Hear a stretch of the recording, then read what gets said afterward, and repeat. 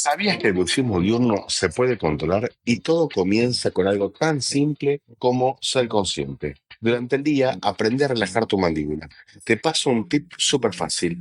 La lengua en el paladar, los dientes separados y los labios cerrados. Esa es la postura ideal de descanso y relajación. Pero también es súper importante que intervengamos los odontólogos en esto, con ayudarte con ejercicio, con una placa de descanso a medida de acuerdo a lo que vos necesitas, adaptada a tu rutina. Y si sumas buen descanso, menos estrés, hábitos saludables, la diferencia es enorme.